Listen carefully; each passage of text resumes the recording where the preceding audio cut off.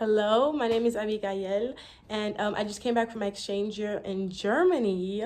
And today I'm going to be letting you know some reverse culture shocks I experienced since being back in the US. The first huge reverse culture shock that I experienced is that I didn't value money anymore. There was a situation at the airport when I was getting myself a drink, and then the lady at the register was like, okay, it's gonna be of $5. And I was like, okay. And I had some like cash on me from last year, so I was like trying to count in dollars. I'm used to euros, so I'm counting in dollars, counting in dollars. Like, I just gave it to her, but like I didn't really feel any connection to the money anymore. Another huge reverse shock that I experienced was that the toilets and the water here is free. It's free, are free. Oh my gosh, my English, that too. If you go to a restaurant, I can get water for free without having to buy it. While in Germany, I had to buy water and I had to buy it to go to the toilet. And most of the time when you want to go to the toilet, the pay was €1. So every single time I have to go to the toilet outside, €1, €1. Because of that, I started like going to like go eat at a restaurant and then I guess use their bathroom for free. Or like I will like not use the bathroom until I get home, because like I'm not about to spend €1 every single time I have to pee. So coming back and just going to stores and seeing that, okay, I can use the bathroom for free, it makes things so much easier. And that's just such a reverse shock. The shock that I experienced in America was that everything is huge. Like the streets are huge, the food is huge, the drink size are bigger, the cars are bigger. And like something that really shocked me a lot when I went to Germany was seeing how small cars are. I got so used to seeing like 4x4s and big cars and trucks everywhere, and now like when I was in Germany, I was like, why are the cars so small? But it makes sense because like the streets in Germany are smaller than in America, like very small. Like when you're trying to like go by, it's kind of like two cars are like scratching, almost about to scratch each other, but they don't. That's what I'm saying. Germans are such good drivers. I have to put that out there. Because the parking situation over there, I was in the bus when I got off the plane, and then I was like, why is everything so big? Like I kind of felt like small in this like huge world. Yeah, that's another reverse culture shock. Another reverse culture shock that I experienced is that everything is much more expensive than when I left.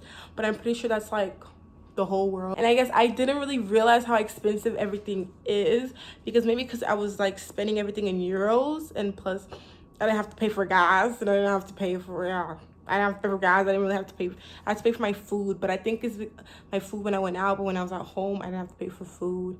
Another reverse culture shock goes back to the toilets, because the bathrooms here is like they don't go up to the ceiling, so I could see people's foot on when I'm using the toilet. And when I keep saying toilet is like British English, because I was listening to British English because that's what people learn in Germany, British English. So I'm just like I'm saying toilet, water, like what, like that's another reverse culture shock. Like, people don't speak British English here, we speak American English, and it's not that much of a shock, but it's very interesting seeing like certain words or the way certain words are being said.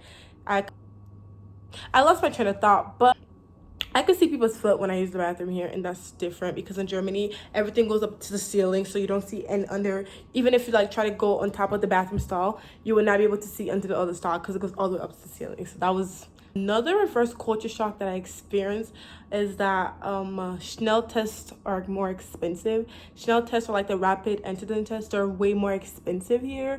Like in Germany, if you're trying to buy that, it'll probably be like €2, I don't know, €3, not expensive, like maybe €4. Or here, if you're gonna pay for that, it's gonna be like $100, $50, $60. I was like, what is why is this so expensive? Another reverse culture shock is that I keep speaking German to people. Like somebody will be like, I don't think it's a reverse culture shock, but I'm still gonna say it. Somebody be like, okay, it's okay, sorry, it's okay, no problem. And I'll be like, Entschuldigung, Entschuldigung, Entschuldigung. And I'll be like, alles gut. Or if somebody's gonna sneeze, I'll be like, Gesundheit. I don't say bless you anymore, I just say Gesundheit, Gesundheit, good health. Yeah. Another reverse culture shock is the way things are pronounced. There was a situation where Bratwurst is like sausage in German. Bratwurst. You say Bratwurst. And then somebody was like, okay, can I please have a a brat. In English, we say bratwurst, I think, bratwurst. And I keep saying bratwurst. I'm like, you want a bratwurst? You want a bratwurst? They're like, no, I want a bratwurst. I'm like, you want a bratwurst? You want a bratwurst? You know, so I got so used to saying like the German pronunciation that I just did the German pronunciation. And then like this guy kept correcting me. He's like, yeah, he kept correcting me. He's like, yeah, that's not how you say it. You have to say it like that. And I'm like, well, but the German actual way of saying it is bratwurst. So let me say the way I want to say it. Another reverse culture shock that I experienced is that I don't take transportation as much. It's like, because I could take transportation, but it's not as easy as it is in Germany compared. Like if I want to go from like state to state in Germany, if I'm trying to go from Hamburg to Berlin, I could take the ECA, and I'm 4 hours, I'm there, you know. But I can't do that. If I'm trying to go from my state to like, I don't know, California, that's gonna take like 12 hours, something like that, 24 hours, 30 hours. Like, it's too far. So our means of transportation a lot here is by plane if you're trying to go to from other states. And even if I'm trying to go to certain parts of my state, I can't even do that because I can't take public transportation. Like, it's like I'll take the train and then it'll leave me like somewhere like that's like 30 minutes away, and then I have to walk the rest of the way. So I'm not used to like I'm not used to like not having access to transportation all the time, you know. And yes, I could drive, but like I miss being able to like take the train or bike, even though I'm not a big bike. Oh, another reverse culture shock. There aren't that many bikes here. Like there's a lot more now than before I left to go to Germany. I have to say that. I was like, oh, there's people are biking a lot more, but not a lot compared to Germany.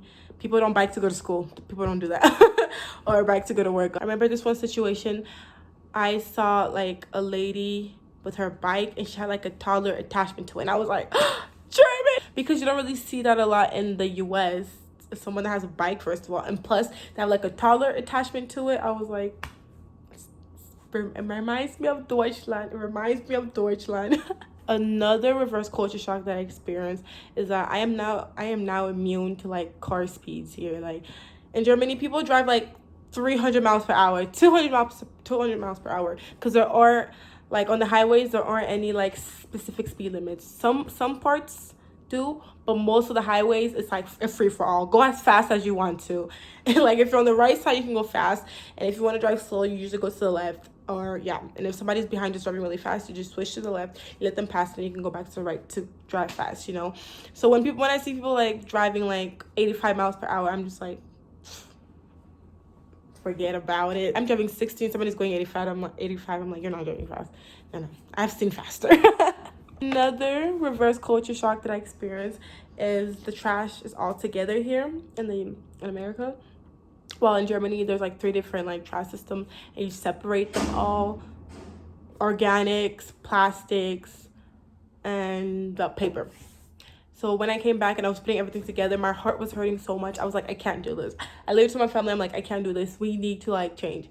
And we started recycling now. Another reverse culture shock that I experienced is that in Germany, tax is included already in like the food price. So if you see something for like $3.99, you go to the register, you're like, okay, I'm gonna be paying this for $3.99, and you are. While here, if you see something for $3.99, you go to the register, it's gonna probably be like $4.50, $4.50 because of tax. And I'm like, isn't it supposed to be $3.99?